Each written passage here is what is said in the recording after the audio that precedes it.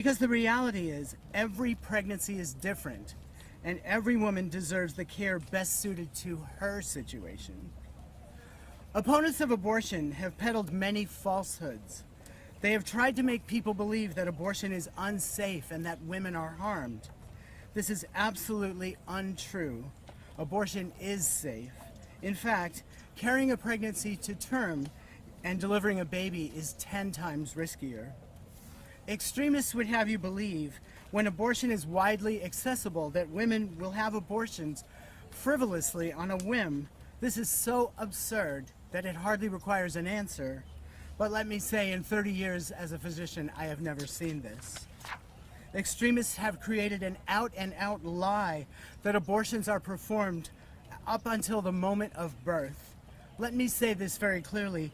There are no clinics in Arizona or anywhere in America that perform abortions immediately before birth. Extremists are lying about who can perform an abortion as well. In Arizona, only a licensed physician, someone with more than a decade of post-secondary education and training, may perform an abortion. This initiative does nothing to change that. Current Arizona law puts healthcare professionals and patients in countless unacceptable and dangerous situations. Current law makes no exception for rape, for incest, or countless health complications. Let me give an example. If a patient is 16 weeks pregnant and her water breaks, she loses her amniotic fluid and creates a situation where the fetus will not be able to survive after birth. I cannot help her under Arizona law. I cannot help her even though with the bag of water broken she is at risk of life-threatening infection. Even with that infection that can't be cured by antibiotics, I would have to ask myself if performing the abortion could land me on trial. She's not dying at this moment, but she could be if we wait. Do I use my medical expertise knowing that a politician or a prosecutor with no medical knowledge whatsoever may disagree with my decision? Do I risk my license? Do I risk her health and life? Do I put her on a plane to another state where she can receive an abortion? What if she gets sicker and dies while waiting or traveling? Am I then responsible for her death because I didn't help her earlier? This is the insane situation that exists in Arizona today. But this fall, thanks to the hard work of the people gathered here today, Arizona voters will have a chance to bring sanity and safety back to our state. We will have the chance to vote yes on the Arizona Abortion Access Act and put medical decisions back where they belong, in the hands of patients and their doctors, not politicians.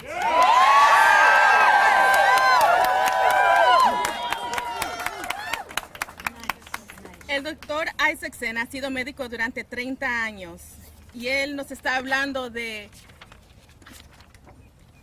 qué tan arbitrario es esta realidad de 15 semanas.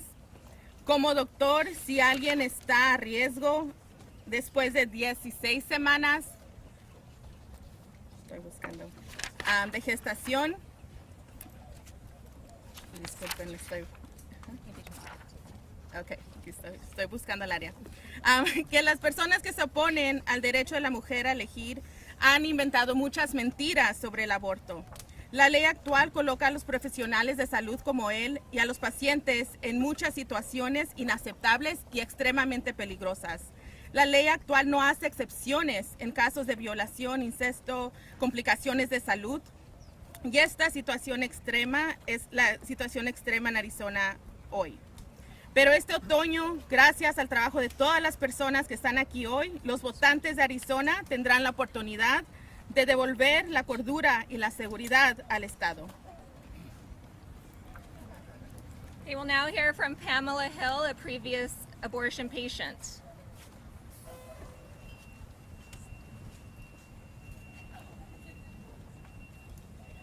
Whew.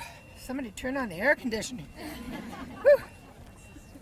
Well, thank you for this opportunity to tell my story about the pain, both physical and emotional, that all stems from the lack of access to abortion.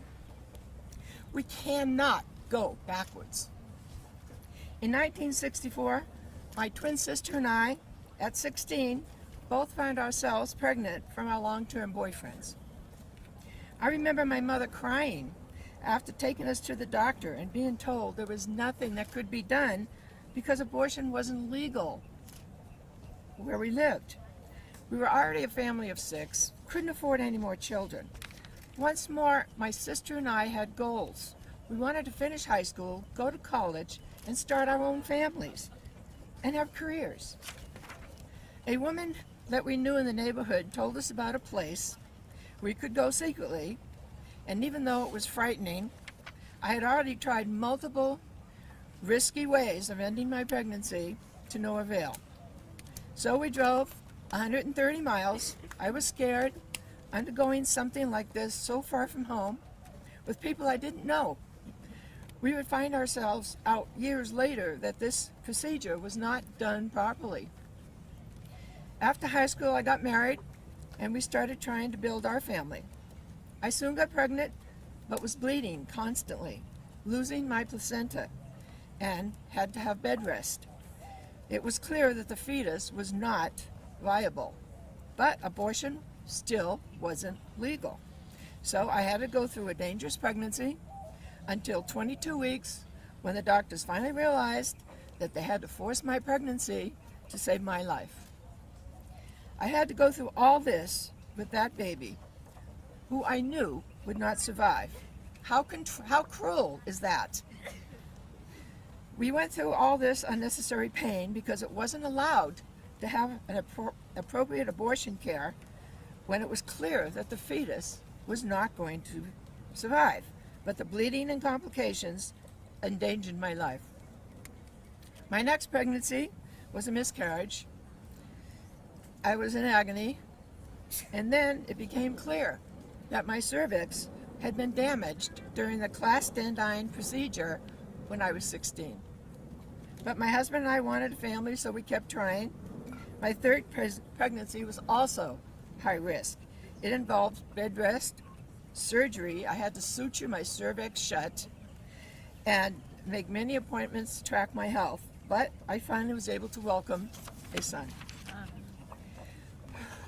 My fourth pregnancy came in 1984, and thankfully, abortion was legal because at this time, believe it or not, my IUD was lodged in the uterus with the fetus, and an abortion was necessary.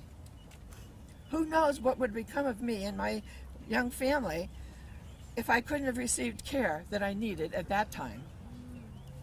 My fifth and final pregnancy also required special procedures and surgeries and follow-up appointments and uncertainty, as well as bed rest, all while tending to a family and a career. But with access to proper medical care and close supervision, I was able to deliver my second child. However, the consequences of that first illegal abortion continued to haunt my family. My twin sister also had complications and emergency surgeries, but was never able to have children. And at 35, she died of alcohol abuse. So much loss and tragedy stemming from the lack of access to abortion and proper medical care. If this story and other remarks you have heard today prove anything, it's that every pregnancy is different. Every woman deserves the chance to appropriate care, not dangerous restrictions.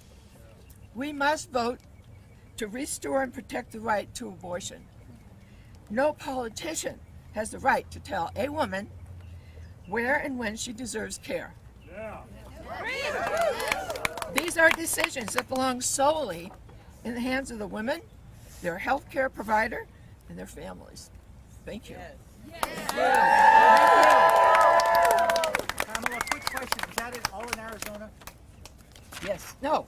No. I lived in another state when I was 16. Okay, thanks. Which one? Okay, go ahead. I Later. Thank you. Pamela Hill tuvo un aborto ilegal cuando tenía 16 años porque no estaba permitido donde ella vivía tener acceso a aborto.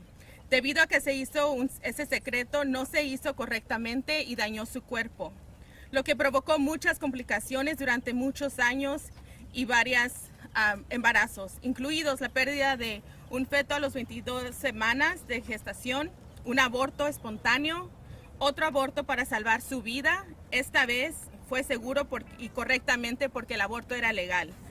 Y necesitó cirugías para tener sus 2 hijos.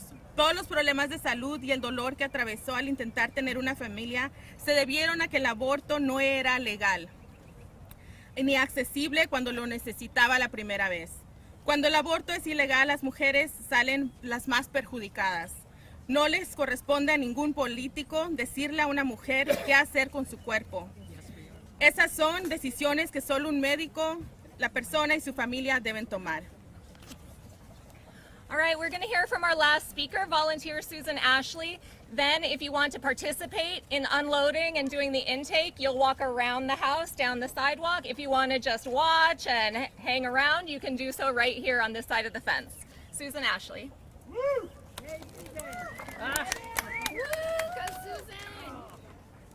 Allergy season, folks.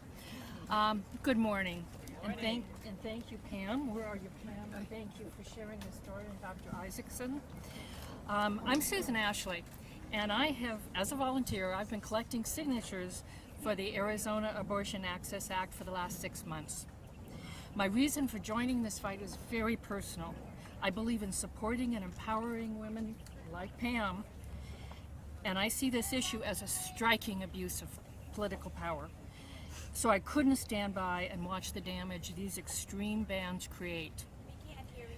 Can't hear me? Okay, I'll bring it up. Like so many of our fellow 7,000 plus volunteers statewide, I've collected at bookstores, campuses, public events, trailheads, coffee shops, restaurants, and even a bar. I was anxious about gathering signatures in the beginning. How would people react? Would they talk to me, a stranger?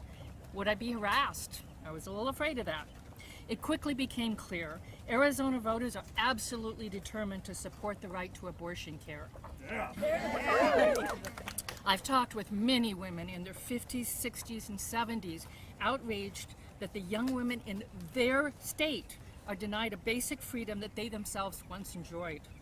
They are fed up with having to sign petitions after 50 years of established law. I've spoken to younger women, angry and scared, that they have fewer rights today than their grandmothers enjoyed. I've spoken to voters, old and young, who had never signed a petition before. First-time voters, men, women, Republicans, Democrats, and independents. I've never asked for political affiliation or personal stories, but you'd be amazed at what voters want to share once they engage with an issue they care about. I recall one encounter on a trailhead with an older man who came up to me and said, "I'm a die-hard Republican, and I'm outraged. I will sign this petition, and I will vote for that initiative." Another example of the power of this movement is intergenerational family members who would come up to sign. There'd be mothers, daughters, sisters, grandmothers, and yes, brothers, fathers, and grandfathers too. Young couples, both signing, and friends pulled along and encouraged to sign. One mother with 3 children and pregnant with her 4th came up to me and said, mothers understand this issue. I will sign. In April, when the courts decided that the state can enforce an 1864 near total ban on abortion, things really got interesting. I couldn't believe the number of cars lining up for people to sign the petition. A fellow volunteer tells a story of going door to door and folks chasing her down the street so that they could sign. Their neighbor had posted in Nextdoor that the abortion access people were in the area. In Arizona, we value our personal freedoms. Across political leanings, ages, sexes, and locations, our voters support women having control over their health care decisions. And perhaps above everything else, they want politicians out of this most personal equation. Yes. Yes. As volunteers, we stood out in the cold, a little rain, wind, and the heat. We carted tables, chairs, signs, clipboards, and blank petitions. So many petitions. And voters came out, interrupting their busy lives in order to support this measure.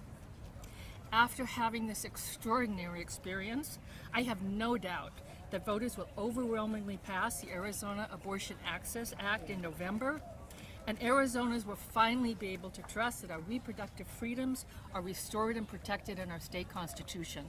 Thank you.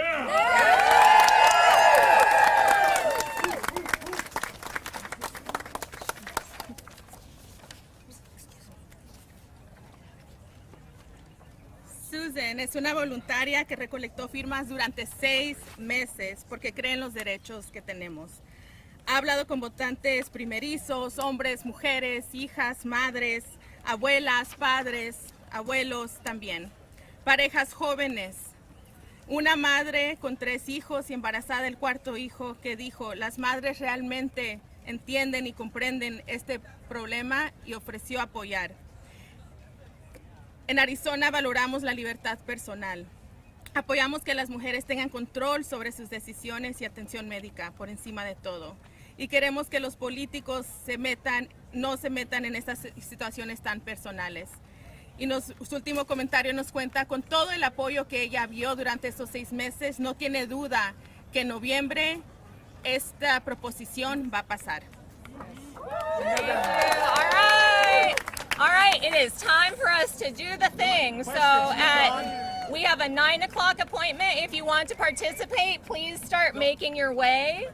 If you want to watch, you can hang out on this side for press. If you want to do Q&A, we will be available before, during, after. We're not going anywhere. Dawn, how much are you going to spend on this campaign? As much as generous donors will give us. 50 million? A lot. If we get 50 million, we can for sure find a way to spend it, Howie. Okay, Vicky's back. Always an obstacle, even though I couldn't lean over here with it.